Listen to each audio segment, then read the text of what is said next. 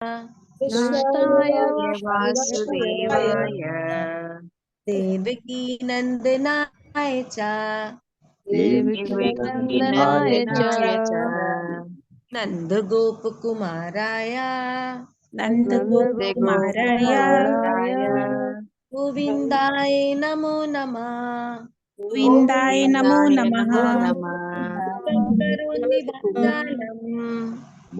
करोति वाचालम् करोति वाचालम् पंगुं लंघयते गिरिं लंघयते यत्कृपातमहं वन्दे यत्कृपातमहं वन्दे परमानंद माधवम् परमानंद माधवम्। हरे कृष्णा ओम ज्ञानं तिमिरन्धस्य ज्ञानञ्जस्य शलाकया चक्षुरुन्मिलितं येन तस्मै श्रीगुरुवे नमः।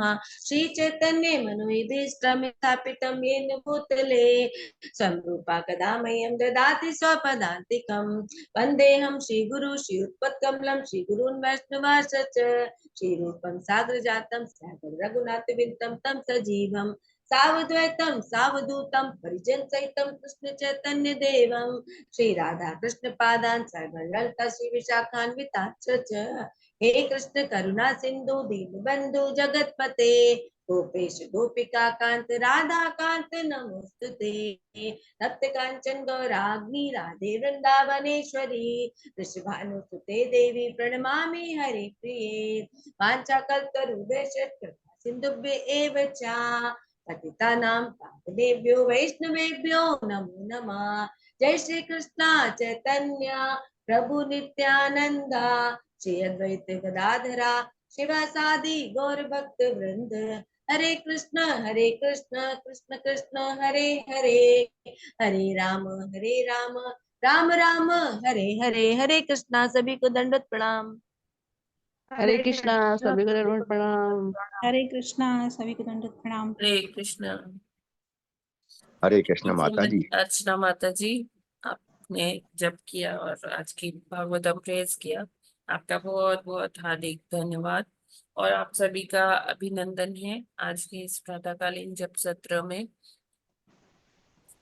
हरे कृष्ण माता जी, आज मेरी शादी की सालगिरह है। हरे कृष्ण मंत्र बोल हरे बोल। तो प्रभु जी की वैवाहिक वर्षगांठ के उपलक्ष्य में हम प्रभु जी को बधाई देते हैं और माता जी और प्रभु जी को दोनों को आध्यात्मिक उन्नति प्राप्त हो। भौतिक उन्नति तो है ही, आध्यात्मिक उन्नति भी प्राप्त हो। तो हम सभी हरे कृष्ण महामंत्र का प्राप्त उच्चारण करते हैं। हरे कृष्णा हरे कृष्ण कृष्ण कृष्ण हरे हरे हरे राम राम राम राम हरे प्रभु जी हरे। आपको बहुत बहुत बहुत बहुत शुभकामनाएं। बहुत बधाई प्रभु जी, आप हमेशा स्वस्थ रहे, प्रभु जी कृष्ण भक्ति में लीन रहे। हरे कृष्ण माता जी, सबको हरे दंडवत कृष्णा। प्रणाम। माता जी को बहुत दंडवत। बहुत बधाई प्रभु जी। प्रभु जी हम प्रभु लोग जी। का केक ट्रीट पार्टी कैसे होगा प्रभु जी? ऑनलाइन प्रभु जी सबके घर भिजवाएंगे। हाँ, ऑनलाइन सबके घर भिजवाएंगे प्रभु जी। अब तो व्यवस्था बहुत अच्छी है। माता जी, आप लोगों का आशीर्वाद रहा तो भौतिक नहीं आध्यात्मिक उन्नति होती रहेगी और भगवान की भक्ति के रास्ते में आगे बढ़ते रहेंगे, जप करते रहेंगे। आपका आशीर्वाद, शुभकामनाएं और सब रहेगा तब। प्रभु जी अयोध्या इस्कॉन मंदिर में आइएगा तो फिर हम लोग पार्टी लेंगे। हाँ माता जी। हरे कृष्णा प्रभु जी, दंडवत प्रणाम हरे प्रभु कृष्ण जी। हरे आज कृष्ण। डॉक्टर जगत्यानी प्रभु जी का वेडिंग एनिवर्सरी है। ओ जय जय, वेरी नाइस। कौन सी कितनी हुई एनिवर्सरी प्रभु जी? ये प्रभु जी 43। अरे ओ वेरी वाह, नाइस। हरी बोल हरी जय जय बोल। जय जय जय। तो माता जी भी मतलब आपके साथ में अभी है या हाँ हाँ, कैसे? साथ में है मेरे अच्छा अच्छा। हस्बैंड वाइफ दोनों लोग रहते हैं। और बच्चे? बेटे दोनों बाहर हैं, एक अच्छा गुड़गांव में है, एक यूएस में है। अच्छा अच्छा, आईटी में है क्या? नहीं, मेरा बेटा डॉक्टर है, वो कंसल्टेंट है, साइकेट्रिस्ट। सुपर अच्छा, स्पेशलिटी की है वहाँ जो उसमें जो यूएस में। गुड़गांव में वो साइकेट्रिस्ट है। नहीं, जो गुड़गांव में है वो रेडियोलॉजिस्ट है, कंसल्टेंट आर्टिमिस हॉस्पिटल में। अच्छा अच्छा अच्छा अच्छा। जो बहुत यूएस सुंदर। में है वो साइकेट्रिस्ट है, child side and adolescent psychiatry में। ओह अच्छा, वेरी नाइस। वो तो वहाँ पे तो बहुत जरूरत होती होगी यूएस में। हाँ, बहुत बहुत जरूरत है। हम्म। ठीक है प्रभु, बढ़िया है। तो बहुत अच्छा है प्रभु जी। तो फिर पोते वगैरह? हाँ माता जी, प्रभु जी, एक बेटी बड़े की है, 11 साल की, और 3 साल की बेटी छोटे की है। बस इतनी फैमिली है। दोनों बेटियां हैं? हाँ, दोनों की बेटी है। सुंदर प्रभु जी, बहुत सुंदर। तो बहुत अच्छा है प्रभु जी। आजकल तो अ, एक ही साल में तलाक तुलूक हो जाते हैं। ठीक है, लेकिन नहीं, भगवान की ऐसी कृपा है कि 43 साल हो गए विवाहित जीवन के। तो आशीर्वाद होगा भगवान का तो कोई ऐसा कुछ नहीं होगा। जी जी जी, भगवान से ये प्रार्थना है कि आपको इसी तरह से अपनी पूरी जो है वो आप सभी आशीर्वाद हो आप लोगों का। वैवाहिक जीवन के एक साथ में भक्ति में आप हरे लगे रहे। जप वगैरह करती है माता जी? माता जी नहीं करती हैं जब, मैं करता हूँ जब। अच्छा, नहीं ठीक है। तो आप करते हैं तो आधा उनको बाय डिफॉल्ट मिल ही जाता है। हाँ, कहते हैं कि सब लाभान्वित होते हैं। माता जी ने बताया था कि परिवार के सदस्य तो इस तरह से अगर लाभान्वित होंगे। तो प्रभु आप भी प्रभु आप जी, भी आप भी वैसे प्रभु जी, डॉक्टर? 9 बजे तक मैं जो है वो भक्ति के सॉन्ग्स भी लगाए रहता हूँ, और मेरी भक्ति 9 बजे तक चलती है, उसके बाद भी चलती है। ऐसा नहीं है कि साढ़े आप सात बजे प्रैक्टिस तक ही चलती है। आप पीएचडी करते हैं? आप पीएचडी है डॉक्टर है प्रभु आप भी? हम डॉक्टर हैं, कंसल्टेंट रेडियोलॉजिस्ट के पोस्ट से 2010 में रिटायर हुए डिस्ट्रिक्ट हॉस्पिटल मथुरा से, फीमेल हॉस्पिटल मथुरा से। ओह तो अच्छा। अल्ट्रासाउंड, सीटी, एक्सरे वगैरह में थे हम। उससे पहले डिस्ट्रिक्ट हॉस्पिटल आगरा में थे, उससे पहले डिस्ट्रिक्ट हॉस्पिटल कानपुर में थे। इस तरह से गवर्नमेंट जॉब में थे। उसके बाद फिर मैंने कॉर्पोरेट हॉस्पिटल में किया है यहाँ 9 साल तक। फिर उसके बाद फिर मतलब 69 ईयर्स तक मैंने जॉब किया। अच्छा तो फिर कोरोना वगैरह शुरू हुआ ना, तब फिर जॉब बंद कर दिया। अच्छा अच्छा। तो सिंधी है ना प्रभु जी? आप सिंध से है ना? हाँ हाँ हाँ हाँ, सिंधी। अच्छा अच्छा, वेरी नाइस, बहुत सुंदर। चलेगा प्रभु, वाइफ भी बहुत। डॉक्टर है मेरी, गायनेकोलॉजिस्ट है। गायनोकोलॉजिस्ट है? ओह हाँ वेरी हाँ, नाइस। सही है रिटायर्ड है। प्रैक्टिस? हाँ अच्छा, रिटायर्ड। हाँ। अच्छा अच्छा, बहुत सुंदर प्रभु जी, बहुत बढ़िया। आपका पूरा परिवार तो आपकी जो बहू है प्रभु वो भी जी, डॉक्टर? भक्ति तो कहते हैं ना कि भगवान की अहेतु की कृपा से मिलती है, तो वो अहेतु की कृपा से मिली हुई। जी जी जी। तो आपकी बहुएं भी डॉक्टर होंगी नहीं? एक डॉक्टर है और दूसरी इंजीनियर है। यूएस वाली इंजीनियर है और अच्छा इंडिया वाली डॉक्टर है, लेकिन वो जॉब यहाँ प्रैक्टिस नहीं करती है। अच्छा हाँ, घर पे ही साथ में। इंडिया वाली और यूएस वाली भी जॉब नहीं करती है इंडिया एमटेक है यूएस वाली भी, लेकिन जॉब नहीं करती है। ओह अच्छा अच्छा, वेरी नाइस, बहुत सुंदर प्रभु जी। हरे कृष्णा प्रभु जी, दंडवत प्रणाम। धन्यवाद प्रणाम माता जी। आप यूएस से आ गए माता जी? मंजू माता जी? हम यूएस में ही है प्रभु जी, अभी यहीं से सुन रहे हैं वाणी से। अभी यूएस में ही है? जी जी, अभी जुलाई में लौटेंगे। अच्छा अच्छा अच्छा, ठीक है माता जी। हरे कृष्ण प्रभु जी, दंडवत प्रणाम। यस हरे माता जी। कृष्ण प्रभु जी, दंडवत प्रणाम। हरे कृष्णा प्रभु जी, दंडवत प्रणाम। हरे प्रणाम। कृष्ण प्रभु जी, दंडवत प्रणाम। ठीक है, तो हम लोग जो है वो पढ़ते हैं, माता जी शेयर करेंगे वो प्रभुपाद का quote. Prabhu ji, I am not able to share the तो स्क्रीन। अच्छा रुकिए, मैं आपको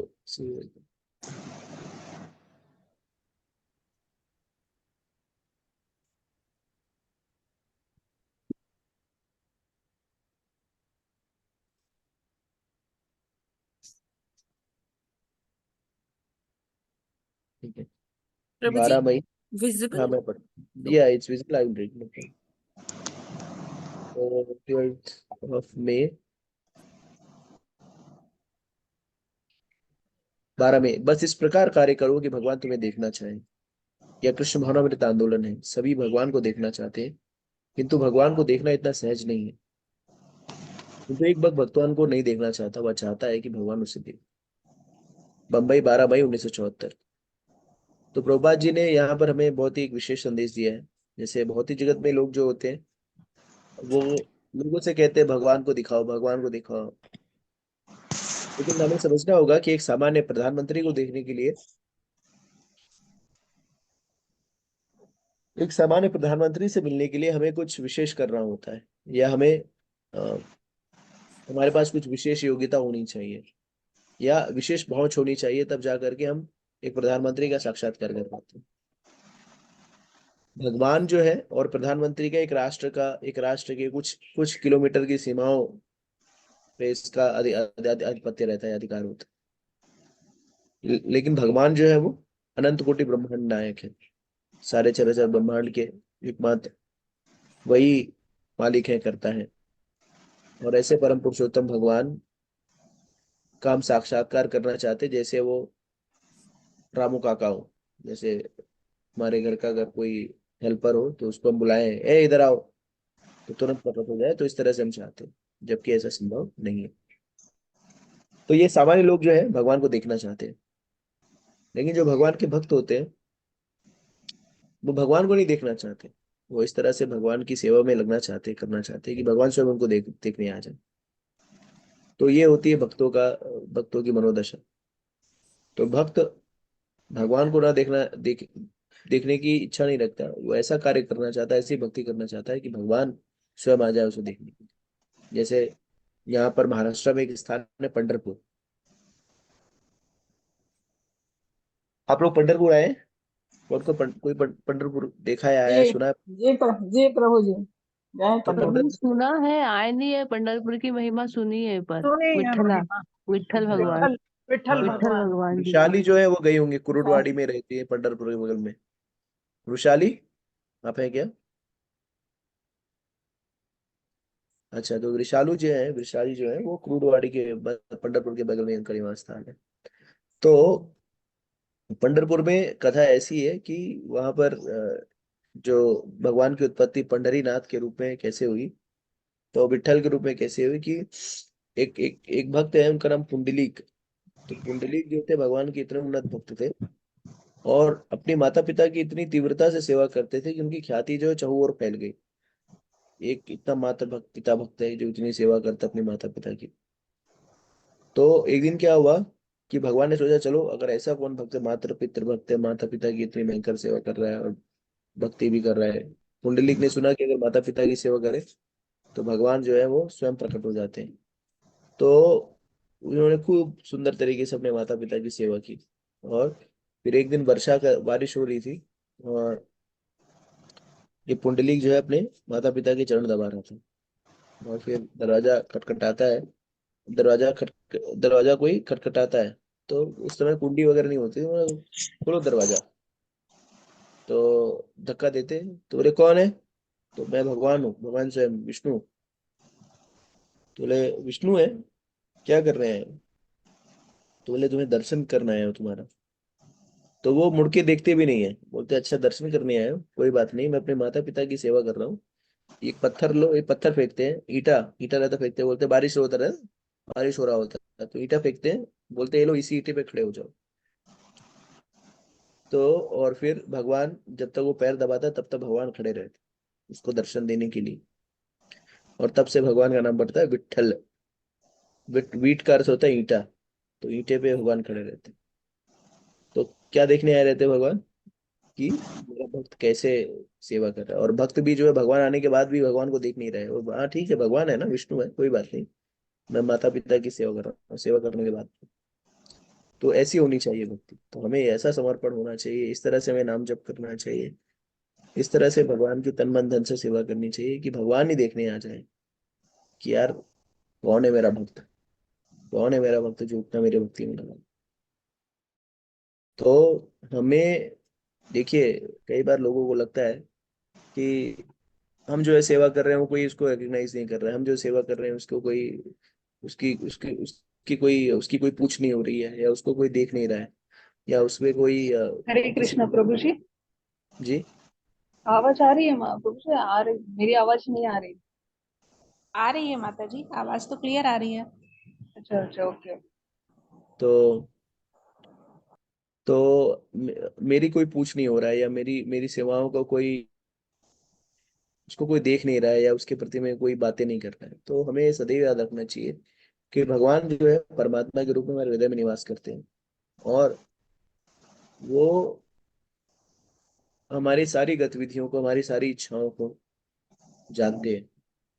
तो हम चीजें जो है किसी भी छिपा सकते हैं, भगवान से छिपा नहीं सकते।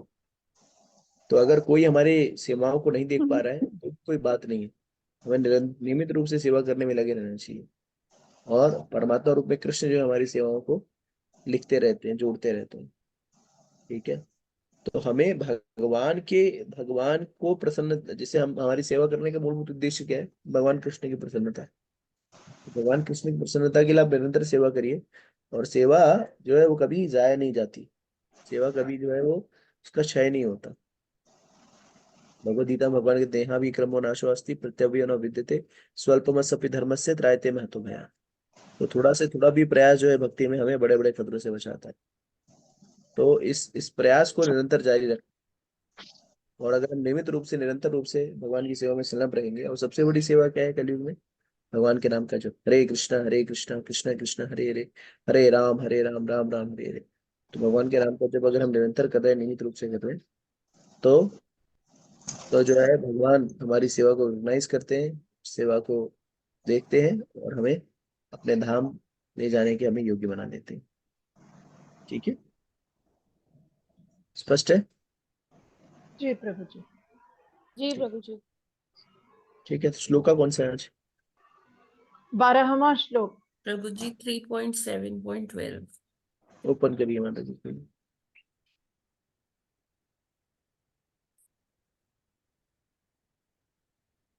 पढ़िए, कौन पढ़ेगा? जी प्रभु जी। 12वां श्लोक। स वै निवृत्ति धर्मेण वासुदेवानुकंपया भगवत भक्ति योगेन तिरोधत्ते शनैरेह। हरे कृष्णा। हरे कृष्णा। सा निवृत्ति धर्मेण हरे कृष्णा। वासुदेवानुकंपया सवैर्निवृत्ति धर्मेण वासुदेवानुकंपया भगवद्भक्ति योगेन तिरोस्ने सनैरिह। हरे कृष्णा। हरे कृष्णा। सा वै निवृत्ति धर्मेण सा वै निवृत्ति वासुदेवानुकंपया भक्ति योगेन तिरोधत्ते शनैरिह। हरे कृष्णा। हरे कृष्णा। हरे कृष्णा। सवै निवृत्ति धर्मेण वासुदेवानुकंपया भगवते योगेन तिरोधते शनैः। हरे कृष्णा। हरे कृष्णा। सवै निवृत्त धर्मेण वासुदेवानुकंपया भगवद भक्ति योगेन तिरोधते शनैर्यः। हरे कृष्णा। हरे कृष्णा। दंडवत प्रणाम प्रभु जी। सभी प्रभु जी माता जी को दंडवत प्रणाम। सवे निवृत्ति धर्मेण वासुदेवानुकंपया भगवद भक्ति योगेन तिरोधते शनैरिह। हरे कृष्णा। हरे कृष्णा। सवै निवृत्ति धर्मेण वासुदेवानुकंपया भगवद्गीति योगेन तिरोधते शनैरिह। हरे कृष्णा। हरे कृष्ण। सवे निवृत्ति धर्मेण वसुदेव अनुकंपया भगवद भक्ति योगेन तिरोधत्ते शनैरिह। हरे कृष्ण माता जी दंडवत प्रणाम, सभी को हरे दंडवत प्रणाम। कृष्णा। सवैर्निवृत्ति धर्मेण वासुदेवानुकंपया भगवद्भक्ति योगेन तिरोधते शनैरिह। हरे कृष्ण माता जी। हरे कृष्णा। स एव निवृत्ति धर्मेण वासुदेवाय नुकंपया भगवद भक्ति योगेन तिरोधते शनैरिह।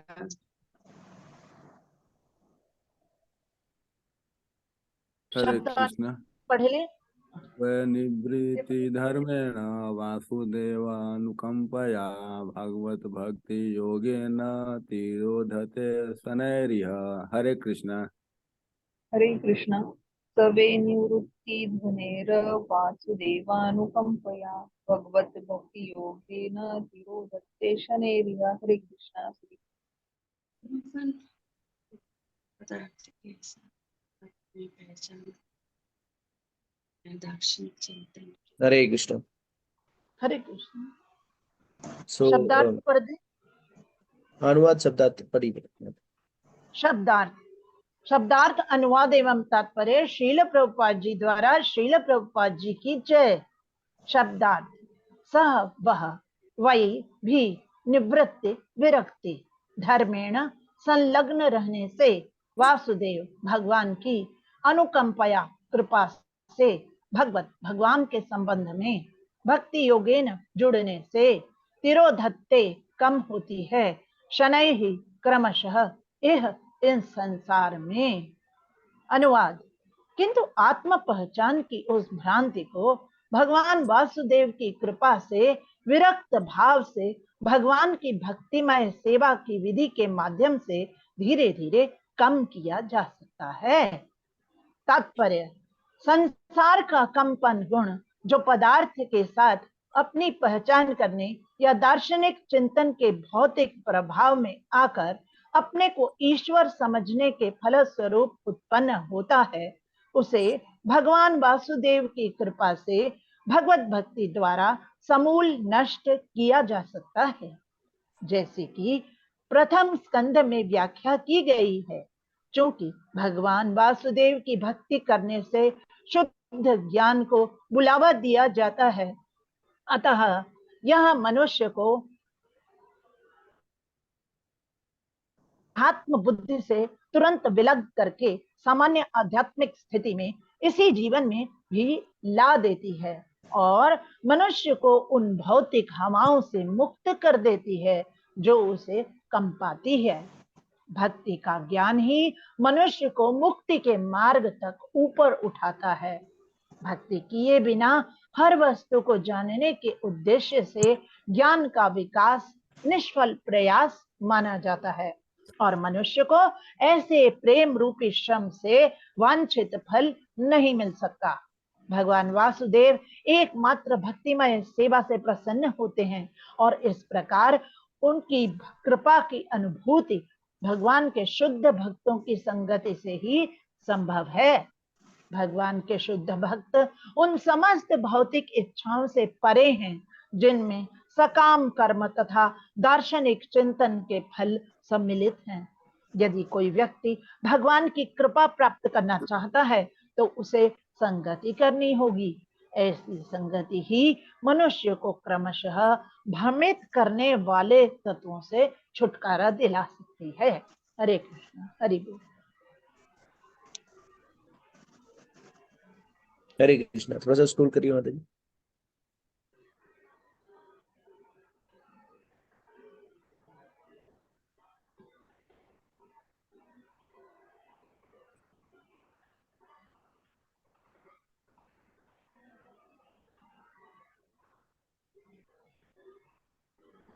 निवृत्ति धर्मेण वासुदेव अनुकंपया भगवत भक्ति योगेन तिरोधत्ते शनैः।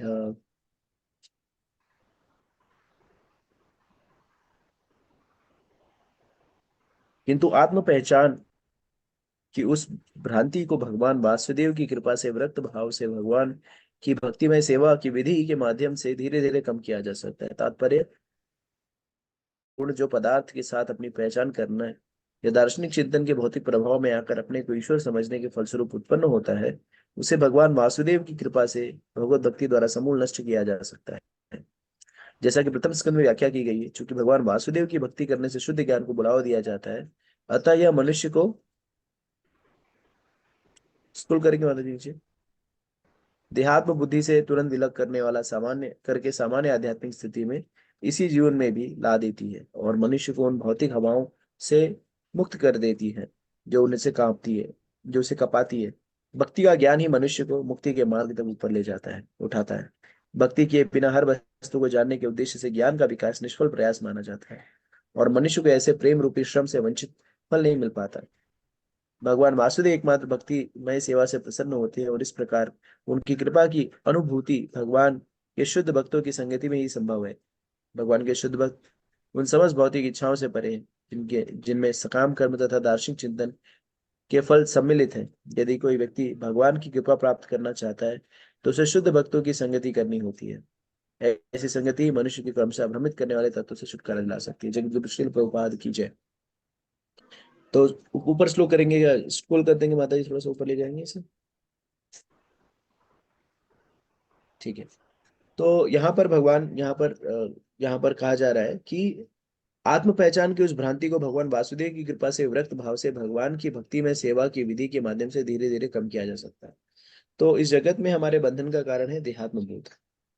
तो व्यक्ति कि हम सभी लोगों के दुख, हमारे जीवन में जो भी दुख है उसका मूलभूत कारण है कि हम सभी लोग जो है अपने आप को शरीर मानते हैं। जैसे हमारा शरीर जो है पंच महाभूत से बना हुआ है, और ये पंच महाभूत से बना हुआ शरीर क्या है, ये वास्तविकता में देखा जाए तो ये निष्क्रिय है। पंच महाभूत से बना हुआ शरीर, जो हमारी जो भी इंद्रियां हैं, हाथ पैर, ये सारी चीज निष्क्रिय विषय वस्तु, मृत वस्तु। लेकिन ये मृत वस्तु चलता फिरता, चल पाता है, हिल डुल पा रहा है, बोल पा रहा है, देख पा रहा है। तो इसका मूलभूत कारण है कि आत्मा का इसमें निवास है। आत्मा के निवास के कारण ये मृत शरीर जो है वो हिलता डुलता रहता है, चलता फिरता रहता है, बोलता रहता है। किस प्रकार से? उसी प्रकार से जिस प्रकार से हमारे घर में विद्युत उपकरण है, तो विद्युत उपकरण जो है वो सारे मृत प्राय हैं। लेकिन विद्युत तरंगे जब उसमें प्रभावित होती है तो विद्युत तरंगों के कारण वो विद्युत उपकरण जो है चलते फिरते, जैसे पंखा जो है, अगर उसमें से विद्युत उपकरण, विद्युत तरंगों को बंद कर दिया जाए तो पंखा बंद हो जाएगा। तो पंखे की चलने की शक्ति या प्रतिशीतक के ठंड करने की शक्ति या कपड़ा धोने वाले जो यंत्र है उसके कपड़े धोने की शक्ति जो है, उसके अंदर बने गए मशीन या उसके अंदर बने गए कल पुर्जों के कारण नहीं है, विद्युत तरंगों के कारण है। तो विद्युत तरंगे जब उसमें पहुंचती हैं तो क्रियाशील हो जाता है। उसी तरह से हमारा शरीर, हमारे भौतिक शरीर क्रियाशील क्यों है? आत्मा की उपस्थिति के कारण। तो इसका अर्थ है, इसका सरल सा अर्थ है कि हम जो है, हमारी जो पहचान है, हमारी मूलभूत जो पहचान है वो शरीर ना होकर के आत्मा है। लेकिन इस शरीर से हम इतना आसक्त होते हैं, इस शरीर से हम इतने जुड़े हुए रहते हैं, अपना जुड़ाव महसूस करते हैं कि हम शरीर से पृथक देख ही नहीं पाते, ना समझ पाते। और ये देख और समझ कब तक नहीं आती? जब तक कि व्यक्ति इस भौतिक जगत से खींच नहीं जाता।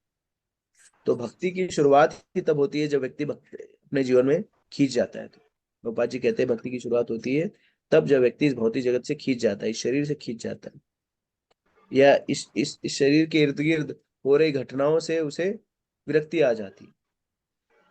परेशानी क्या है कि हमारे आस पड़ोस में जो है बहुत सारी हमारे शरीर और इतर जो इसके दायरे में जो भी चीजें हैं वो हमें परेशान करती रहती है।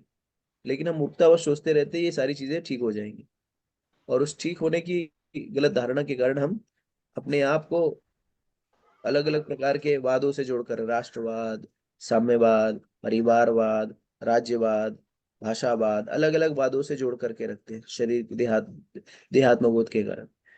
लेकिन ये वाद जो है कभी खत्म होने वाले नहीं, और ये वादों से कोई लाभ भी नहीं है। जैसे एक बार सुभाष चंद्र बोस जो है भक्ति सिद्धांत सरस्वती महाराज के पास पहुंचे, और उस समय भारत की तथाकथित आजादी के लिए जो सारे जो क्रांतिकारी थे वो प्रयासरत थे। तो उन्हें किसी ने बताया कि भक्ति सिद्धांत सरस्वती महाराज के पास बहुत सारे युवा है और उन युवाओं को जो है उन्होंने भक्ति में लगा रखा है, तो उनसे जाकर के हम कुछ युवा ले लें तो हमारी सेना बढ़ जाएगी। तो फिर सुभाष चंद्र बोस भक्ति सिद्धांत महाराज के पास पहुंचे, प्रणाम इत्यादि। तो फिर उसके बाद भक्ति सिद्धांत सरस्वती महाराज ने सुभाष चंद्र बोस से पूछा कि किस हेतु से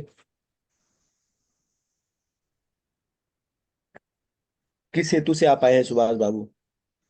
तो कहते हैं कि महाराज जी आपके पास इतने सारे युवा हैं और इन युवाओं को भारत को आज़ाद कराने की बहुत ज़्यादा जरूरत है, तो अगर आप इन युवाओं को मुझे दे दें, इन सन्यासियों को, तो मैं इन्हें युद्ध में लगाऊंगा और भारत को आज़ाद कराऊंगा।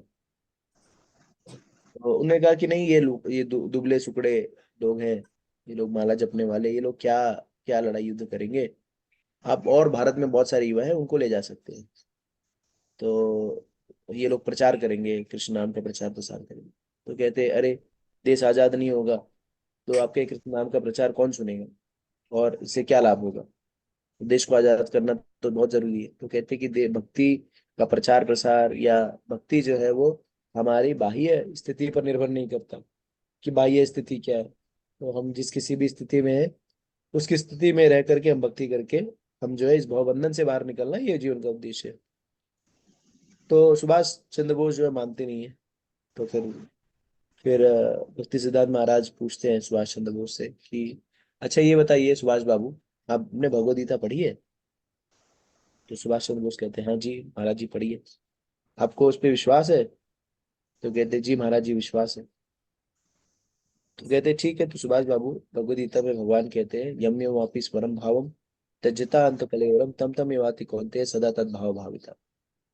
यानी मृत्यु के समय जिसका जैसा भाव होगा उसको ऐसा शरीर प्राप्त होगा। तो कहे ठीक है। तो बोले सुभाष बाबू, आप इतनी तीव्रता से जो है अंग्रेजों को भारत छोड़ने के लिए कह रहे हैं, अंग्रेजों को भारत छोड़ो, अंग्रेजों को भारत से भगाने के लिए आप प्रयास रहते हैं, निरंतर तीव्रता से प्रयास कर रहे हैं। और बहुत ही स्वाभाविक है कि चूंकि आपकी इतनी तीव्रता है अंग्रेजों को बाहर से निकालने के लिए, तो ये क्या होगा, बहुत बहुत इसके बहुत ज्यादा चांसेस है कि आपको जो है आपकी मृत्यु जो है वो अंग्रेजों को भारत से बाहर निकालने के लिए उसी चेतना में, अंग्रेजों को भारत से बाहर निकालना, अंग्रेजों को भारत से बाहर निकालना। तो बोले हाँ। तो बोले अगर आप अंग्रेजों को भारत से बाहर निकालने की चेतना में शरीर त्याग करेंगे तो फिर आपको अंग्रेजों जैसा शरीर प्राप्त होगा, अगली बार अंग्रेजों के यहाँ पर जन्म मिलेगा। तो उन्होंने कहा हाँ बिल्कुल हो सकता है। तो फिर किसान महाराज ने कहा कि मेरा प्रश्न ये है कि जब आप अंग्रेजों के शरीर में रहोगे तो क्या फिर भी इसी तीव्रता से अंग्रेजों को भारत से भगाओगे। तब ये नहीं बोलोगे अंग्रेजों भारत छोड़ो, तब ये कहोगे कि अंग्रेजों भारत में रहो, भारत में रहना हमारा विशेषाधिकार है। तो इसी तरह से देहात्म बोध जो है, इसी तरह से हमें समझना होगा कि ये हम जो भी हम भारतीय है, हम ये हैं, हम फलाना है ढिमाके है, ये सारी चीजें जो है ना, ये सिर्फ शरीर के स्तर पर है। वास्तविकता में हमारी पहचान जो है वो शरीर से पृथक आत्मा है। अर्जुन के अगर संदर्भ में देखा जाए, अर्जुन का दुख क्या था। अर्जुन का दुख यही था, मैं कुरुवंश क्या हूँ, ये मेरे सगे संबंधी हैं, ये मेरे चाचा है, ताऊ है, गुरुजन है, इनसे मैं युद्ध कैसे करूँ, ये मेरे सम्माननीय है, इनको सम्मान देना चाहिए, इनको मुझे आदर देना चाहिए, लेकिन हाय हाय मैं तो संपत्ति के लिए इतना निष्ठुर हो गया हूँ कि इनको मारने मारने पर उतारी हो गया हूँ। और फिर उस स्नेह में या मिथ्या मिथ्या उदाहरणा में या प्रेम जो भी कहिए, उसमें अर्जुन इतना हतोत्साहित हो जाता है, इतना विचलित हो जाता है कि अपनी गांडियों को तो रख देता है, रोने लगता है, और फिर अंतोतगत्वा क्या करता है, सब कुछ त्याग करके उसको दुविधा की स्थिति में आ जाता है। और फिर दुविधा की स्थिति में आकर के भगवान को शरणागत होता है। क्या कहता है, कार्पण्य दोष पुनः स्वभाव परीक्षामि तुम धर्म सम्मूढ़ चेता यक्षया निश्चितम ब्रूहि तन्मे शिष्यस्ते हम साधि माम तुम पढ़े। हे कृष्ण, अभी तक मैं आपसे मैत्रीपूर्ण बातें कर रहा था, लेकिन अब मुझे इतनी मैत्रीपूर्ण बातों से कोई निष्कर्ष नहीं निकल रहा है। मेरी दुविधा जस की तस है और मैं दुविधापूर्ण स्थिति में हूँ। ये समझ नहीं पा रहा हूँ कि निर्णय नहीं ले पा रहा हूँ कि क्या करना चाहिए क्या नहीं करना चाहिए। और इस स्थिति से उभरने के लिए अब मैं क्या कर रहा हूँ, अब मैं तुम्हारा शिष्यत्व स्वीकार कर रहा हूँ। शिष्यस्ते हम साधारण तुम प्रपन्न, और तुम्हें शरणागत हो रहा हूँ। तो दुविधा की स्थिति में अर्जुन ने क्या किया, जब उसको निर्णय नहीं ले पा रहा था, अनिर्णय की स्थिति में उसने भगवान को शरणागत हुआ। तो भगवान को शरणागत होने के बाद प्रश्न क्या था, अर्जुन का प्रश्न क्या था कि मैं युद्ध करूं अथवा नहीं करूं, इन सगे संबंधियों से लड़ूं या नहीं लड़ूं, क्यों मुझे मोह नहीं है, ये लोग ये जो धन या सत्ता का लोभ नहीं है मुझे। तो सरल सा उत्तर क्या होता, सरल सा उत्तर भगवान को ये होता कि प्रश्न था कि युद्ध नहीं करना, मुझे युद्ध नहीं करना, तो भगवान तर्क देते कि युद्ध क्यों करना है, बताते हैं कि किस तरह से तुम्हें, जो बोल नहीं रहे कृपया म्यूट कर ले। तो सरल सा तरीका ये होता कि भगवान जो है वो उनको तर्क देते कि तुम्हें युद्ध क्यों करना चाहिए, युद्ध क्यों करना चाहिए, और क्या बताते कि कैसे तुम्हें तुम्हारे भाइयों को जहर दे करके मारने का प्रयास किया गया। सोचो, उस दिन को याद करो, या कैसे तुम्हारी धर्म पत्नी को नग्न करने का प्रयास किया है उसको भी याद करो, किस तरह से तुमको जला देने का प्रयास किया गया उसको भी याद करो, किस तरह से तुम्हारी संपत्ति छीन ली गई उसको भी याद करो। क्या तुम्हारा खून नहीं खौल रहा है? क्या तुम्हें उसका बदला नहीं लेना है? क्या तुमको दुशासन को चीरना नहीं है? ये सारी चीजें होनी होती, हाँ है ना। तो स्वाभाविक रूप से यही बताना चाहिए था अगर वो कह रहा था युद्ध नहीं करूंगा, क्योंकि अगर कोई कहता है कि मैं ये काम नहीं करूंगा तो हम उसको याद दिलाते हैं। जैसे प्राय परिवारों में होता है, अरे तुम देखो उनको कितना अच्छे से वो कर रहे हो, उनकी बेटी की शादी में कितना पैसा फूक रहे हो, लेकिन याद है जब तुम्हारी बहन की शादी थी तो यही लोग जो है देखने भी नहीं आए थे, या तुम जब बीमार थे तो ये लोग तुमको पानी भी नहीं पूछे थे। तो हम लोग इस तरह से बदला लेने की भावनाओं को या जगाते हैं। जैसे दुर्योधन ने शुरुआत में की, भगवद गीता के पहले अध्याय में की, तो क्या कहा कि किस तरह से, देखिए अर्जुन, दृष्ट्वा तु पांडवनीकम वीरोना दुर्योस्तदा आचार्यम संगम राजा वचनम अब्रवीत। तो किस तरह से दुर्योधन ने क्या किया, दुर्योधन ने जब जब जब युद्ध का सारी सेनाएं, दोनों सेनाएं जब मध्य में आई, तो मध्य में आने के बाद दुर्योधन ने क्या किया, उस पांडव की सेना का अवलोकन किया, और अवलोकन करने के बाद उसने देखा और वो द्रोणाचार्य के पास गया, क्या कहने के लिए कि देखिए द्रोणाचार्य जी, आप कितने मूर्ख हैं, गधे हैं, और आपका ये जो शिष्य है द्रुपद का पुत्र धृष्टद्युम्न, उसने कितनी अच्छे से, इतनी अच्छी तरह से जो है इन सेना को, इस सेना की संरचना कर रखी है। तो उसने उसने धृष्टद्युम्न को ही क्यों इंगित किया, द्रुपद के पुत्र को क्यों इंगित किया? वास्तविकता में उसे इंगित करना चाहिए था भीम को, क्योंकि भीम उसका प्रतिद्वंदी था। लेकिन दुर्योधन एक कुशल राजनीतिज्ञ था, वो जानता था कि इस पुराने व्यक्ति की दुखती नब्ज क्या है, या किसके बारे में बात करने में इसका खून खौल उठेगा। तो द्रुपद के पुत्र को क्यों बताया, तो उसके पीछे इतिहास है। तो ध्रुपद और द्रोणाचार्य पहले एक ही गुरुकुल में पढ़ते थे। तो पहले ऐसा नहीं होता था कि राजा का लड़का और रंग का लड़का हो, सब लोग एक ही जगह पे गुरुकुल में गुरु के यहाँ पे रहते थे, और वहां पर छोटी मोटी सेवाएं भी उनको करनी पड़ती थी। ऐसा नहीं कि राजा का लड़का जो है वो एसी हॉस्टल में रहेगा, उसके लिए नौकर चाकर लगे रहेंगे, और जो गरीब व्यक्ति है उसका जो है थर्ड क्लास हॉस्टल में रहेगा, उसको खाने और पानी के लिए दौड़ना पड़ेगा। नहीं, सारे लोग एक ही व्यवस्था में रहते थे, और सबके लिए जो है गुरु जो कहते थे वो कार्य करना होता है। छोटे से छोटा कार्य, अगर जाके लकड़ी लेना है तो लकड़ी ले आओ, अगर जाके गुरु जी का कपड़ा धोना है तो कपड़ा धो, तो सभी लोग बराबर रहते हैं। तो उस समय ध्रुपद में और द्रोणाचार्य में मित्रता थी। तो इतनी घनिष्ठ मित्रता थी कि ध्रुपद ने कहा, चूंकि वो राजपुत्र था, तो उसने कहा कि मित्र, मैं तुम्हें वचन देता हूँ कि जब मैं राजा बन जाऊंगा तो अपना राज्य, आधा राज्य आपको दे दूंगा। कई बार हम लोग भावनाओं में कह देते हैं कि यार ये कर दूंगा वो कर दूंगा, ये बिना सोचे समझे कि आगे चल करके क्या होगा, आगे क्या स्थिति परिस्थिति होगी, लेकिन मौके पर हम कुछ कह देते हैं जो कि हम पूरा नहीं कर पाते। तो उन्होंने ऐसे ही कह दिया कि कालांतर में मैं जब राजा बनूंगा तो आपको आधा राज्य दे दूंगा। और फिर स्थिति ऐसी होती है, गुरुकुल से वो लोग शिक्षा लेकर ग्रहण कर लेते हैं, आगे चल करके ध्रुपद राजा बनता है। और जब ध्रुपद राजा बनता है तो द्रोणाचार्य वहां पर पहुंचते हैं, तो कहते हैं, प्रणाम होता है, एक दूसरे का सम्मान देते हैं, और कालांतर में फिर द्रोणाचार्य पूछते हैं कि क्यों आए हैं मित्र, तो कहते हैं कि अगर आपको याद होगा मेरे मित्र, तो आपने कहा था कि जब आप राजा बनेंगे तो मुझे आप अपना आधा राज्य दे देंगे। तो बिल्कुल बहुत अच्छी बात है, मैं अब वो राज्य लेने आ गया हूँ।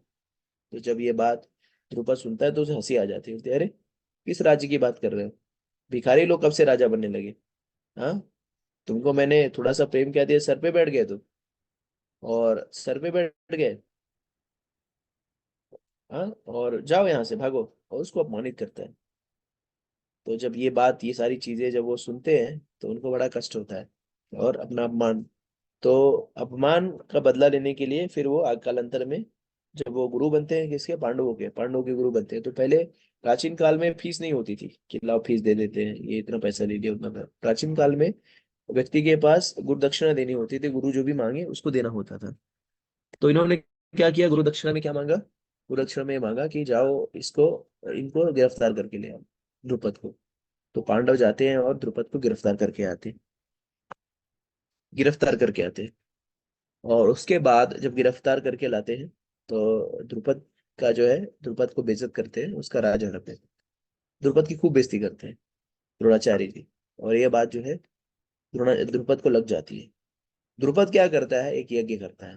क्या यज्ञ करता है? यज्ञ करता है ऐसा पुत्र प्राप्त हो जो द्रोणाचार्य को मारे, और उस तरह से उसे धृष्टद्युम्न प्राप्त होता है। तो धृष्टद्युम्न का मूलभूत उद्देश्य क्या रहता है? उसका जन्म ही वो रहता है द्रोणाचार्य को मारने के लिए। लेकिन उस समय के जो सबसे बड़े शिक्षक कौन रहते, गुरु जी कौन रहते हैं? द्रोणाचार्य ही रहते हैं। जो सबसे सबसे बड़े गुरुकुल, मतलब सबसे मेधावी कह सकते हैं, गुरुकुल के शिक्षक द्रोणाचार्य रहते हैं।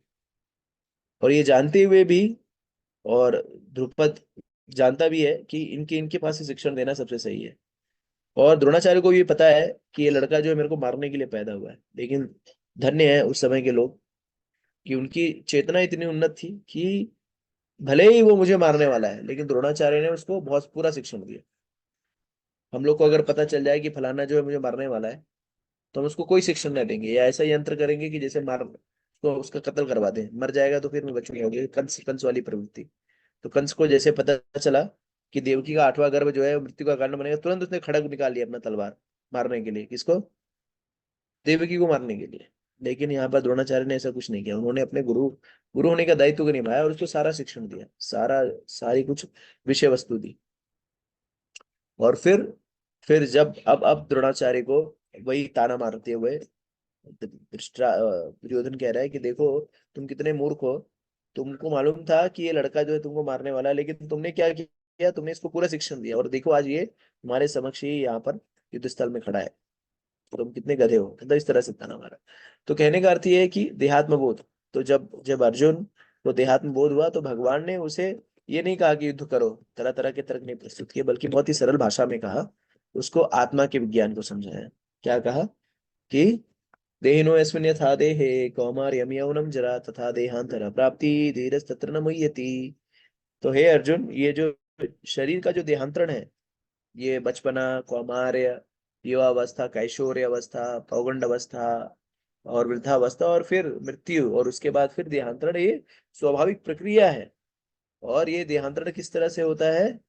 मांसांसि जीर्णानि यथा विहाय नवानि ग्रति नरो अपराणि तथा शरीराणि विहाय जीर्णा अन्यानि सविति नवीन देहि। तो जिस तरह से पुराने कटे फटे वस्त्रों को त्याग कर व्यक्ति नए वस्त्रों को धारण करता है, उसी तरह से आत्मा जो है व्यर्थ के शरीर को त्याग करके नए शरीर धारण करती है, और तुम्हें विचलित होने की आवश्यकता नहीं है। तो उन्होंने आत्मा का विज्ञान दिया। और आत्मा का विज्ञान जो था, आत्मा का विज्ञान समझना ही आध्यात्मिक भक्ति की पहली सीढ़ी है। तो ये आत्मा का विज्ञान जब हम समझ जाते हैं कि मैं शरीर नहीं हूँ, आत्मा हूँ, तो स्वाभाविक रूप से प्रश्न आता है कि आत्मा हूँ, मेरा कनेक्शन किसके साथ, मेरा संबंध किसके साथ है? तो ये हमें शास्त्रों से पता चलता है कि हमारा संबंध जो है वो आत्मा जो है परमात्मा का अंश है, और हमारे अंदर वही सारे गुण हैं जो परमात्मा में है। तो जैसे समंदर के पानी का जो रसायन, जिसका रसायन, जितने रसायन समंदर के पानी में है, उतना ही रसायन जो है समंदर के पानी की एक बूंद में है। खाली अंतर क्या है कि अनुपात का अंतर है, कितने अनुपात में है। तो समंदर का पानी विभु है और समंदर का बूंद लघु है। उसी तरह से परमात्मा विभु है, हम लघु हैं। तो लघु का कार्य होता है पूर्ण की सेवा करना, जो संपूर्ण होता है उसकी सेवा करना लघु का है। उसी तरह से आत्मा का कार्य है परमात्मा की सेवा करना। तो जीव जो सभी सभी तत्वों, सभी इस जगत में सभी जीव, सभी लोगों का कुछ ना कुछ कार्य है। तो जैसे हम शरीर नहीं, आत्मा, तो आत्मा का कार्य क्या है? आत्मा का कार्य परमात्मा की सेवा करें। और परमात्मा की सेवा हम कैसे करेंगे? परमात्मा की सेवा हम भगवान की भगवान के नामों का जप करके। तो हर युग में अलग अलग विधान है। कलयुग में जो विधान है, जैसा आप सभी जानते हैं, भगवान का नाम जप करना, हरे कृष्णा कृष्ण कृष्ण हरे हरे, हरे राम राम राम हरे। तो इस तरह से भगवान का नाम जप करने से क्या होगा? भगवान का नाम, जैसे कि यहाँ पे बताया कि भगवान की भक्ति करने से विरक्ति आएगी। तो भक्ति और आसक्ति में एक ही अंतर है। तो भक्ति में जो केंद्र बिंदु होते हैं वो कृष्ण होते हैं, कृष्ण की प्रसन्नता, कृष्ण का आकर्षण। और भौतिकता में जो केंद्र बिंदु होता है वो स्वयं, या शरीर, या हम हमारा एंजॉयमेंट, हमारा भोग, हमारा आनंद इत्यादि।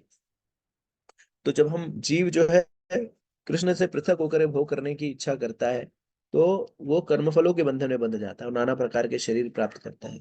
लेकिन जब जीव कृष्ण को केंद्र में रख करके कृष्ण की प्रसन्नता के लिए कार्य करता है, तो वही कार्य मुक्ति का कारण बनता है। तो इस तरह से अगर हम समझे, तो इस तरह से हम समझें तो प्रश्न उठता है कि ये भौतिक, हम सारे लोग भौतिक चीजों से आ सकते हैं, तो ये भौतिक आसक्ति से कैसे निकले? तो भौतिक आसक्ति, या कई बार प्रश्न उठता है कि भक्ति में हमारी एडवांसमेंट हो रही, भक्ति में हम आगे बढ़ रहे, इसका क्या लक्षण है? तो शास्त्र में बता रहे, जैसे यहाँ पर भगवान कह रहे भक्ति में आगे बढ़ रहे हैं, उसका एकमात्र लक्षण है कि आपको भौतिक चीजों से आसक्ति कम हो जाती है। तो जितनी आपका भौतिक आकर्षण कम हो रहा है, उतना ही आप आध्यात्मिकता में उन्नति कर रहे हैं। और भौतिक चीजों से आकर्षण कब होगा? कब? जब हम भगवान की भक्ति बनाए। जैसे इतर श्लोक में पहले स्कंद में कहा गया, वासुदेव भगवती भक्ति योगा प्रयोजिता जन तस्सु वैराग्यम ज्ञानम च यह हेतु। तो वासुदेव भगवती भक्ति योगा प्रयोजिता, तो भगवान की भक्ति करने से क्या होगा? ज्ञान उपजेगा।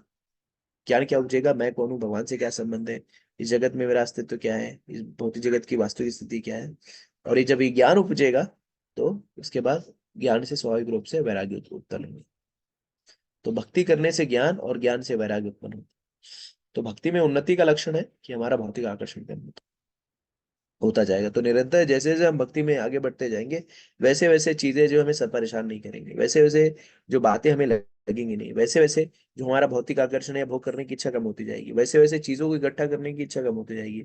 हमारी देने की इच्छा आएगी। जब भौतिकता में हम रहते हैं ना, तो लेना बैंक रहते हैं, हम लोग सब चीज लेना चाहते हैं, इकट्ठा करना चाहते हैं। लेकिन जब भक्ति में आगे बढ़ते रहते हैं, तो हम देना बैंक हो जाते हैं, देना चाहते हैं, चीज लोगों को देना चाहते हैं। तो धन संपत्ति वैभव का भी मोह नहीं रहता, हम उसको दान करते हैं, भगवान की सेवा में लगाते हैं। अभी हम क्या करते हैं? अभी हम जो भी हमारे पास, उसको हम भोग इकट्ठा करना चाह रहे हैं। लेकिन जब भक्ति में उन्नति हो जाती है, तो हम भगवान की सेवा में इसको लगाना चाहते हैं।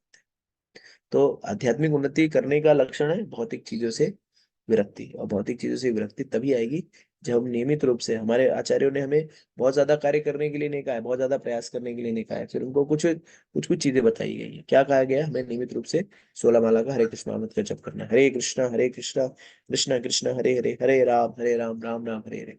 और 4 नियमों का पालन करना। किसी प्रकार का मांस भक्षण नहीं करना है, किसी प्रकार का अवैध स्त्री पुरुष तंग नहीं करना है, किसी प्रकार का जुआ नहीं खेलना है, किसी प्रकार का व्यसन नहीं करना है। और ये सारी चीजें जैसे जैसे हम शयने शयने करते रहेंगे, वैसे वैसे हमारा आध्यात्मिक उन्नति होता रहेगा, और उतना ही भगवान के प्रति आकर्षण जो बढ़ता रहेगा।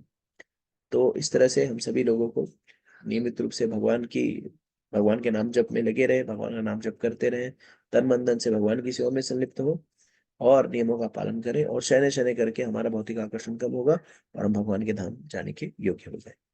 हरे कृष्ण। हरे कृष्णा। थैंक यू प्रभु जी। तो किसी का कोई, अभी हम लोग प्रश्न उत्तर ले सकते हैं, किसी का कोई प्रश्न है तो पूछ सकते हैं। हैंड रेज करके प्रश्न पूछ सकते हैं आप लोग। अगर प्रश्न है तो ठीक है, नहीं तो फिर हम लोग सेशन को ही एंड कर सकते हैं। मतलब किसी का कोई प्रश्न है, जिज्ञासा है? हाँ प्रभु जी, हरे कृष्ण। ये दार्शनिक चिंतन जो शब्द आया है, उसका मतलब नहीं मालूम है। दार्शनिक चिंतन मतलब जो मेंटल स्पेकुलेशन करते हैं, अपने मन से जो है कुछ ना कुछ बनाते रहते हैं, ख्याली पुलाव पकाते रहते हैं। ठीक है प्रभु जी। जी, शास्त्रों से कोई लेना देना हो तो मन की बातें करते हैं। ठीक है प्रभु। हरे कृष्ण। शास्त्रों के विरुद्ध हो गया एक तरह से तो प्रभु जी। हाँ, शास्त्रों के विरुद्ध प्रभु। ठीक है प्रभु। हरे कृष्ण। हरे कृष्ण। जी माता जी, नीता श्रीवास्तव माता जी, कोई प्रश्न? हरे कृष्णा प्रभु जी, दंडवत प्रणाम। प्रणाम। यस माता जी। प्रभु जी, जैसे द्रुपद और जो द्रोणाचार्य थे, उनके बीच में जो भी टेंशन क्रिएट हुआ था, उससे मेरे मन में एक सवाल मतलब हो रहा है कि जैसे द्रोणाचार्य थे, वो तो ब्राह्मण थे, तो ब्राह्मण को कहा जाता है कि राज्य की लालसा तो करनी नहीं चाहिए। तो जैसे मान लीजिए द्रुपद तो बच्चे थे, उस समय उन्होंने भावनाओं में बह करके सारी बातें बोली, फिर दोनों लोग बड़े हुए, उनको द्रुपद को अपना राज्य मिल गया, द्रोणाचार्य ब्राह्मण पुत्र थे, वो गुरु बने रहे।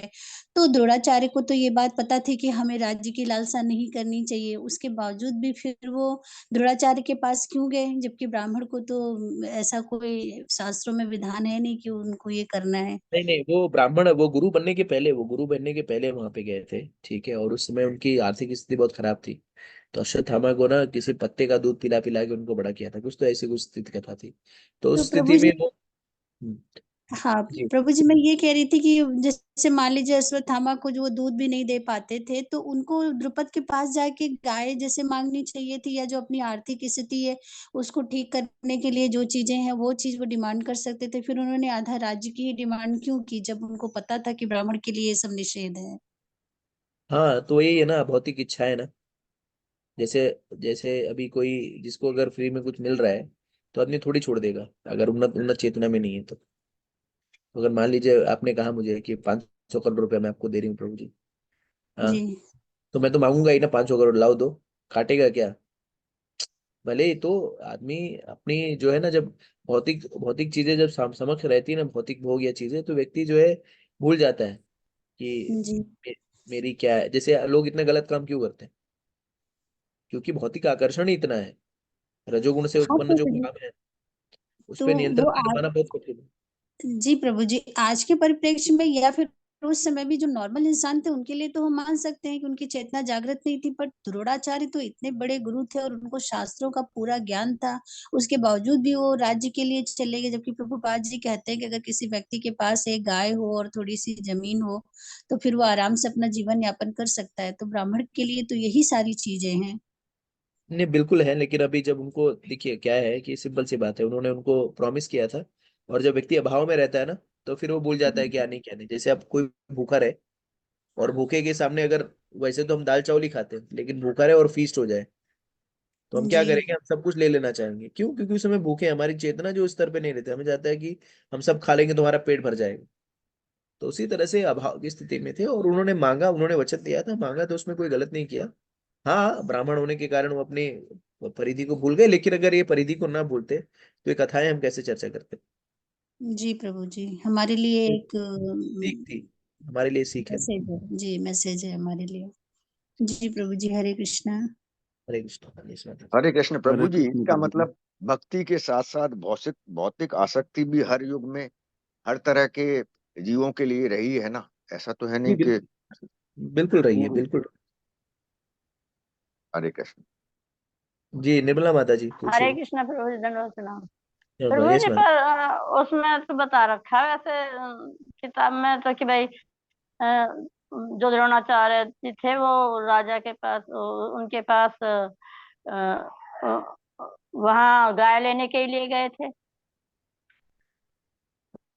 ने गाय के लिए मना कर दिया था कि नहीं कुछ नहीं मिलेगा, तब उन्होंने बताया था उन्हें कि भाई तुमने तो आधा राज्य देने के लिए कहा था, तुम्हें आधा राज्य वो अच्छा ठीक है, तो नीता माता जी वो गाय भी मांगे थे, गाय नहीं दिया तो राज्य मांगेंगे फिर? कोई नहीं। कई बार आदमी से तो होता है ना कि भाई जी थोड़ी सी प्रभु चीज जी, के लिए हरे तो तुमने कृष्णा। बोला था और फिर जी बिल्कुल बिल्कुल बिल्कुल। थैंक यू माता जी बताने के लिए। हरे कृष्णा। हरे कृष्णा। ठीक है। और किसी कोई प्रश्न? आर के सिंह, आर सिंह प्रभु जी बताइए, कुछ प्रश्न है आपके? हरे कृष्ण प्रभु जी। यस प्रभु। प्रभु जी, उन्होंने द्रोणाचार्य ने धृष्टुम को तो ट्रेनिंग दिया था, लेकिन उन्होंने एकलव्य के साथ गलत नहीं किया था उसको ट्रेनिंग न दे करके, उसके बाद फिर दक्षिणा में उसका अंगूठा मांग करके। देखिए क्या होता है ना कि एकलव्य जो था वो निषाद था गरीब और था शास्त्र। बहुत, हाँ, पुअर पुअर से गरीब था। नहीं नहीं, बात गरीब और अमीर की नहीं थी, बात ये थी कि देखिए वर्णाश्रम पद्धति में जो है चीजों को यथावत रहने के लिए, उन्होंने संरक्षण करने के लिए उनका विशेषाधिकार था। देखिए किसी भी गुरु का विशेषाधिकार है कि वो किसको शिक्षा देना चाहता है नहीं देना चाहता, तो उसके ऊपर प्रश्न उठाना, ये द्रोणाचार्य उत्तर दे सकते हैं कि क्यों उन्होंने नहीं दिया। पहली बात तो शास्त्र में बताता है कि वो भयभीत थे कि द्रोणाचार्य एकलव्य जो था वो इतना अच्छा धनुर्धर था, तो कहीं उनका वो अर्जुन को या किसी और को जो है वो नीचा ना दिखा दे, तो उनके भय के कारण उन्हें शिक्षा देने से मना किया। और उनकी भर्त्सना भी होती है। तो अब उन्होंने क्यों नहीं दिया ये उनसे वही बता सकते हैं कि मनोदशा दशा क्या थी, कि क्यों नहीं देना चाह रहे थे। बाकी हम लोग तो हरे यही। जी। तो हरे कृष्ण प्रभु जी। Yes madam. प्रभु जी, कहीं कहीं किंवदंती है कि जो एकलव्य था वो जरासंध का जो सेनापति था उसका पुत्र था वो। नहीं नहीं, जरासंध का सेनापति पता नहीं, लेकिन एक चीज है जो ये चीज तो इसमें कोई वो नहीं है कि लास्ट में उसको भगवान नहीं मारा, तो जी वो सही व्यक्तित्व नहीं था। आर सिंह प्रो मतलब जो भी हो, उसको दिया नहीं दिया, लेकिन अंत में एकलव्य की मृत्यु भगवान के द्वारा ही हुई। जी प्रभु जी, जी किंवदंती प्रभु यही है जी। कि वो जरासंध के सेनापति का पुत्र था, लेकिन उसने झूठ बोला था कि मैं यहाँ मतलब जंगल में जो है रहता हूँ और आदिवासी हूँ। ऐसा हो सकता कुछ है किंवदंती में। हो सकता है माता जी। जी प्रभु जी। ठीक है। प्रभु जी मतलब वो भील जाति का था तो इसीलिए पहले वर्ण व्यवस्था के अनुसार वो राजा के बच्चों को ही शिक्षा देते थे ना, इसलिए मना किया होगा। हाँ ठीक प्रभु जी। है, शास्त्र में अलग अलग उत्तर हैं, बहुत सारे उत्तर मेरे को ही पता है, लेकिन अब मैं यहाँ पर उसको बोल करके और वो डिस्कशन हाँ को आगे नहीं बढ़ाना चाहता। हाँ क्योंकि जी, मतलब हम लोग क्या कर रहे हैं, कथाओं के इसने ऐसा किया उसने वैसा किया, जीके जो हाँ जी जनरल नॉलेज टाइप के प्रश्न है उस पर बहस कर रहे हैं। मूलभूत जो तत्व है उसको सार ग्रहण करना चाहिए। भक्ति के लिए हाँ नाम जी। जप करना है, भगवान की सेवा में संलग्न होना है। ये द्रोणाचार्य ने क्या किया, उसने कैच आउट हो गया और रन आउट हो गया, इससे हमारे जीवन में कोई लाभ नहीं है। तो हमारा जो ये तो प्रश्न है। होना चाहिए उसके मर्म को समझना। मर्म ये नहीं था, हाँ जी। वो कथा का औचित्य ये नहीं था कि हम इस कथा पर डिस्कशन करें यहाँ पर। कथा का औचित्य था ये समझना कि किस तरह से व्यक्ति जो है देहात्म बोध में कितना गिर जाता है और क्या क्या हो सकता है। तो हम क्या करते हैं, हाथी को नहीं पकड़ते, पूंछ पकड़ लेते। हाँ जी। पूंछ नहीं पकड़नी है। कि अगर मान लीजिए क्या हो गया, कई लोगों ने प्रश्न पूछा, अच्छा फलाने के पिता का क्या नाम था, मुझे क्या मालूम, अगर नहीं मालूम है तो हाँ उससे जी। क्या। ठीक है, तो हमें मर्म को समझना है हमें कि मर्म हमें क्या तो था। अब मेरी जो मैंने कहा उसका पूरा जो 1 घंटा मैंने अपना गला सुखवाया, उसका क्या क्या निचोड़ क्या था। हाँ ये है कि प्रभु जी की भाई हमें भक्ति करनी है तो हमें उसी पर ध्यान देना है। भक्ति और भक्ति करना है, नाम जप करना है, भगवान की सेवा में संलग्न हाँ होना, जी। ध्यान से ऊपर उठना है। ठीक है, जितनी भगवान की सेवा करेंगे उतनी भौतिक आसक्ति कम होगी। हाँ कम तो होगी। हमें इस पे ज्यादा फोकस करना चाहिए। बाकी ये सारी चीजें हैं नहीं है, समझ मतलब पता भी रह जाए आंसर तो क्या फर्क पड़ता है। तो हमें ज्यादा वेस्ट नहीं करना चाहिए समय उस पे। ये छोटी छोटी टेक्निकल चीजों पे ना, छोटी छोटी चीजों पे हाँ वेस्ट नहीं। जैसे हम यात्रा पे जब जाते हैं, मान लीजिए हमारा लक्ष्य निर्धारित है कि मुझे दिल्ली पहुंचना है, तो दिल्ली पहुंचेंगे तो बहुत सारे छोटे छोटे अवरोध आएंगे, तो उस अवरोधों पर रुकना नहीं है, उसको अवरोध को आगे बढ़ते जाना। ठीक है, हाँ। चलेगा। और किसी का कोई प्रश्न है?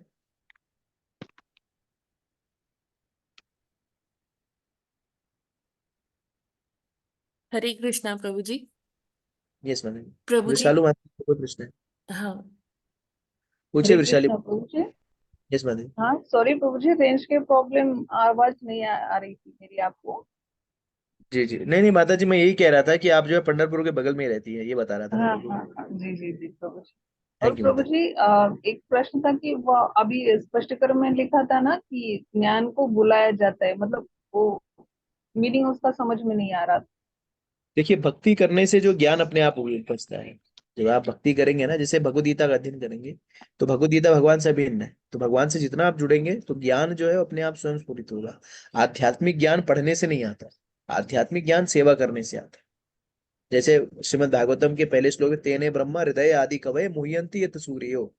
तो तेने ब्रह्मा हृदय आदि कवये, तो जब जब ब्रह्मा जी ने तपस्या की, भगवान की सेवा में संलग्न हुए, भगवान के निर्देश को पालन किया, तो उनके हृदय में जो है दिव्य ज्ञान स्फुरित हुआ। तो उसी तरह से आध्यात्मिक ज्ञान भी सेवा से स्फुरित होगा।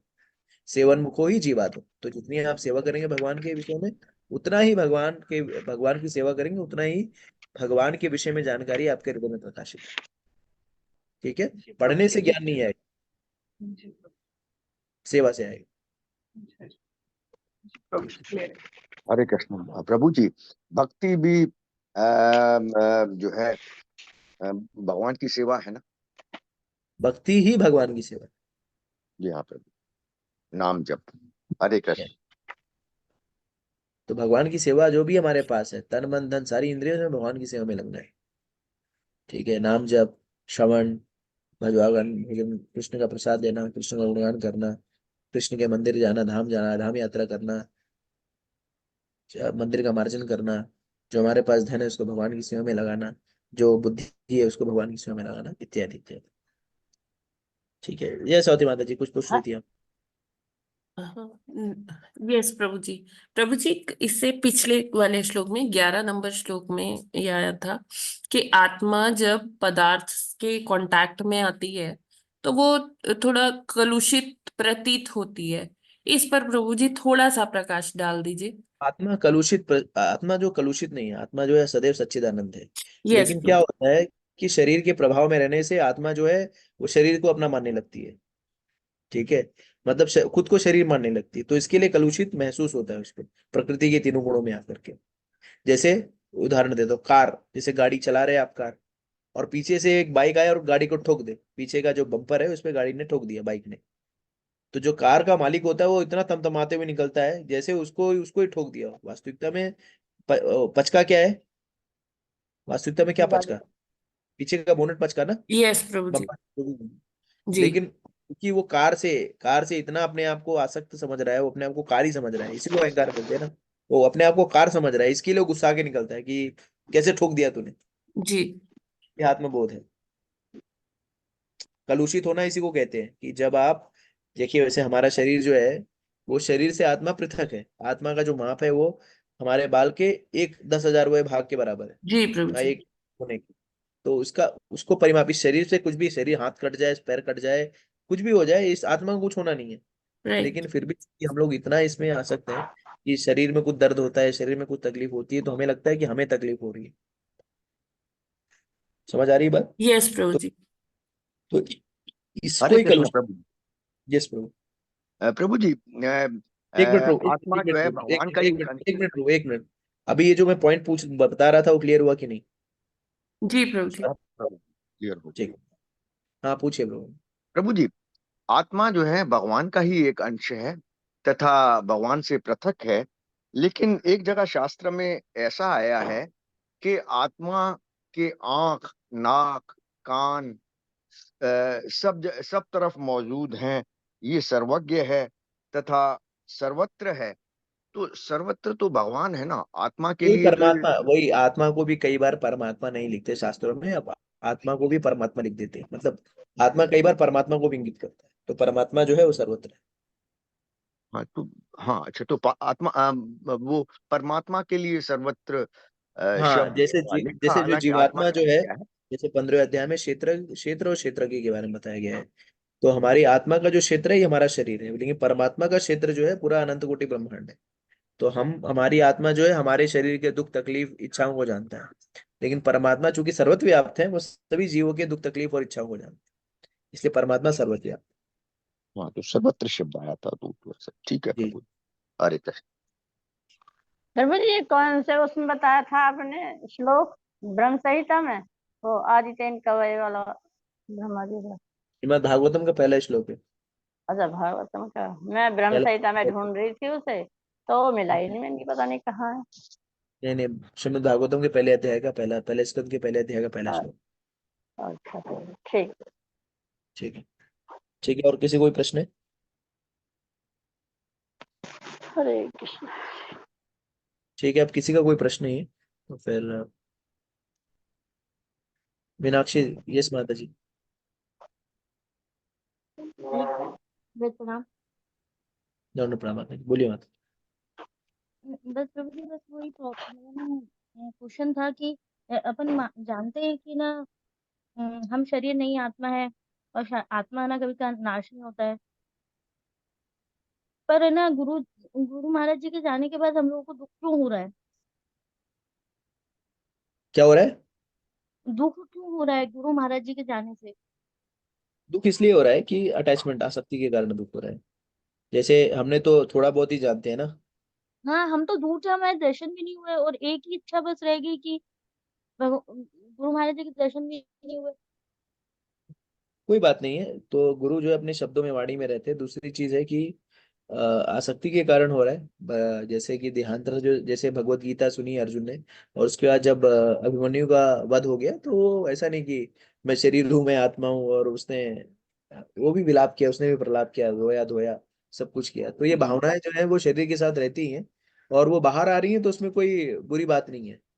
लेकिन हाँ, ये अंतर होता है भक्ति करने वाले और अभक्त में, कि वो जो भावनाओं का जो प्रभाव रहता है वो कुछ एक क्षण ही रहता है, कुछ समय तक रहता है। व्यक्ति जानता है कि नहीं, ये देहांतरण जो है स्वाभाविक प्रक्रिया है। लेकिन जो ज्ञानी होते हैं, जिनको शास्त्रों का ज्ञान नहीं है, उनके लिए दुख का जो है जीवन भर चलता रहता है। जैसे पता अभी लगा आपका टोरी घेर के धर रखी है। हाँ जी तो प्रभु जी। इस तरह से रहता है। तो हमें आ, दुख होता है क्योंकि हमारी आसक्तियां रहती है, और वास्तविकता में वैसे देखा जाए आध्यात्मिक तरह पे, तो दुख करने का कोई कारण नहीं। ठीक है, लेकिन ठीक है हमारा अटैचमेंट होता है, इस कारण से जो हमें दुख होता है। क्लियर करने के लिए थैंक यू प्रभु जी, धन्यवाद, प्रणाम। थैंक यू माता जी। हरे कृष्णा। ठीक है स्वाति माता जी, कोई प्रश्न नहीं है तो फिर मैं ड्रॉप करता हूँ। हरे कृष्णा थैंक यू प्रभु सो जी। मच प्रभु जी। Thank Hare you, Krishna. आपने अपना समय निकालते हैं प्रभु जी हम लोग के लिए। आपका बहुत बहुत धन्यवाद। आपका बहुत बहुत आभार। एक्चुअली मैं आपका आभार प्रकट करना चाहता हूँ कि आप जो है इतनी जब से ये लास्ट ईयर से ये सेशन शुरू हुए हैं, आप बड़ी तत्परता से तन्मयता से जो है, डेली आपका स्वास्थ्य खराब है कुछ भी हो, लेकिन आप जो है इस सेशंस को स्टार्ट करती है, क्लासेस लेती हैं, ग्रुप्स सेट करती हैं, तो बहुत बहुत आभार आपका। और भगवान से यही प्रार्थना है कि आप इसी तरह से भगवान आपको शक्ति दें, प्रचार प्रसार में आप तीव्रता से संलग्न रहे। और बाकी डिवोटीज का भी, वो लोग इतना अपना समय निकाल करके इस जब सेशंस में अटेंड करते हैं और यहाँ पर उपस्थित होते हैं, श्रवण करते हैं, नाम जप करते हैं, सेवा में संलग्न रहते हैं, तो बहुत बहुत बहुत बहुत धन्यवाद। माता जी वो डिवोटी हैं क्या, गोरखपुर वाली माता जी? पूनम माता जी। हरे कृष्णा पूनम माता जी। जी माता जी, हरे कृष्णा। यस प्रभु जी, शी इज देयर। हरे हाँ कृष्ण पूर्ण प्रभु माता जी, जी, बहुत बहुत दंडवत धन्यवाद प्रणाम। माता जी, धन्यवाद प्रणाम माता जी, बहुत बहुत धन्यवाद माता जी, भगवान की सेवा में सहयोग करने के लिए।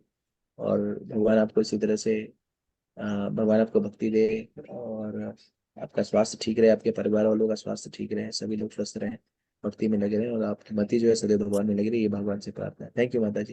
थैंक यू करने प्रभु जी, बहुत बहुत धन्यवाद, बहुत बहुत धन्यवाद प्रभु जी, थैंक यू। थैंक यू माता जी। श्योर, तो फिर मैं ड्रॉप करता हूँ। आप लोग से अनुरोध है कि आप लोग नाम जप करते रहिए, नियमों का पालन करते रहिए, भगवान की सेवा में संलग्न रहिए। ये सारी चीजें करते रहेंगे अनावरत रूप से तो सफलता अवश्य प्राप्त होगी। और हम जो भी कर रहे हैं, भगवान उसका उसके उसके साक्षी हैं। हमें किसी और को साक्ष्य और प्रमाण देने की आवश्यकता नहीं है, हमें स्वयं को, अपने आप को साक्ष्य और प्रमाण देने की आवश्यकता है। हम कितने अच्छे हैं ये हम ही जानते हैं, हम कितने तीव्र हैं हम ही जानते हैं। तो हम खुद को अवलोकन कर रहे हैं। जैसे आईना जो होता है, आईना का कार्य क्या होता है कि हमें दिखाना कि हमारा चेहरा कैसा है, तो उसी तरह से हमें खुद को अवलोकन करना चाहिए। जब भी हम रात में सोए, तो सोने से पहले हम लोग अपना कल का देख लेते हैं ना कि कल क्या करना है, तो सोने से पहले ना हम थोड़ा सा अवलोकन कर ले कि आज मैंने कितनी देर भगवान की सेवा में लगाई। ऐसे हो सकता है कि मैंने आज 2 घंटे जप किए, आधा घंटा श्रवण किया, अच्छा भगवान के लिए भोग बनाए, इतना समय लगाया, अच्छा तो भगवान के लिए इतने पैसे मैंने दान दिए, या भगवान के सेवा में रखे दान के लिए। तो ये सारी चीजों का हमें ना लेखा जोखा रखना चाहिए, उससे हमें पता चलता है कि हमने क्या किया आज दिन भर में। तो हम सभी लोगों को 10-5 मिनट निकाल के सोते समय जब लेटे तो इस चीज का ध्यान करें, और ये सोचे कि कल मुझे कैसे इसे आगे बढ़ना है, कैसे इसको और भक्ति में और समय जो है जोड़ना। ठीक है, हरे कृष्णा तो प्रभु जी। यस माता जी। प्रभु जी, मुझे मतलब एक जनों ने बोला था कि भगवान हमसे बड़े हैं तो उनका नाम नहीं लेना चाहिए। तो अभी तो मुझे पता है, हमें पता है, आपने जो बताया मतलब उससे तो हम सीखे कि नाम जप ही है सब कुछ। लेकिन वो बोल रही थी कि भगवान हमसे बड़े तो हम उनका नाम नहीं ले सकते, तो उन्हें मैं जवाब नहीं दे पाई तो मुझे ज्यादा तौर नहीं पर। नहीं, वो उनको नहीं पता होगा। जैसे भगवान का नाम नहीं लेंगे तो किसका नाम लेंगे? भगवान बड़े हैं, भगवान सबके पिता है, तो पापा को नहीं, पापा नहीं बुलाएंगे कैसे बुलाएंगे? जी सर।